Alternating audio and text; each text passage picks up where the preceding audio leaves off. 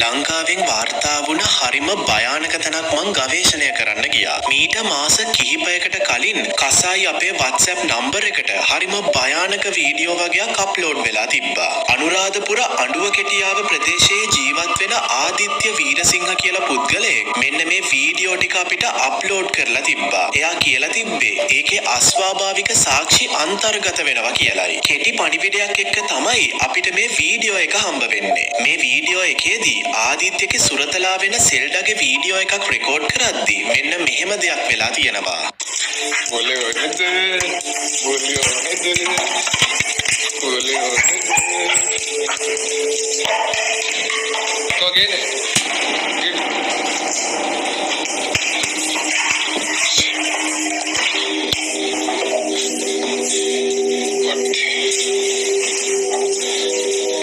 ඒක නිකන් හෙල්ලෙනවා වගේ පේනවා මට. මම මේක වීඩියෝ ගන්න ගත්තා.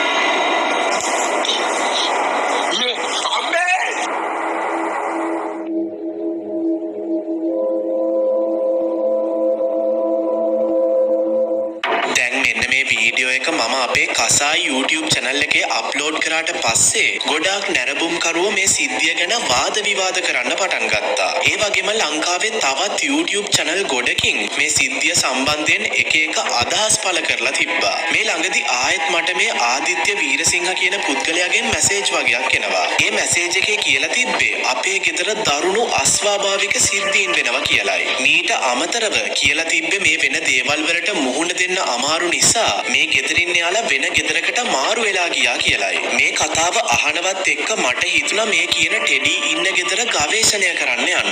මේක තමයි මම පළවෙනි වතාවට කරන සෝලෝ ඉන්වෙස්ටිගේෂන් එක. මේකෙදි මම අස්වාභාවික සාක්ෂි සටහන් කරගන්න විශේෂ විධි කිහිපයක් උත්සාහ කරලා බැලුවා. හැබැයි මේ කරපු පරීක්ෂණවල ප්‍රතිඵල හිතුව තරම් හොඳ ඒවා වුණේ නැහැ. මේ තියෙන්නේ මගේ ගවේෂණය. හායි කසායිගේ සෙට් එක. ඉතින් පළවෙනි වතාවට සෝලෝ ඉන්වෙස්ටිගේෂන් එකකට ඔයාලම අරගෙන යන්න යන්නේ. ඉතින් ඔයාලට මතක ඇති මම මේක දවස් කිහිපයකට කලින් ඔය ආදිත්‍ය කියලා එක්කෙනෙක් මට එපු වීඩියෝස් ගැන ඔයාලට වීඩියෝ එකක් ගෙනාවා. එයාලගේ ගෙදර වුණ පොඩි කේස් එකක්. එතන පොඩි ට්විස්ට් එකක් තියෙනවා.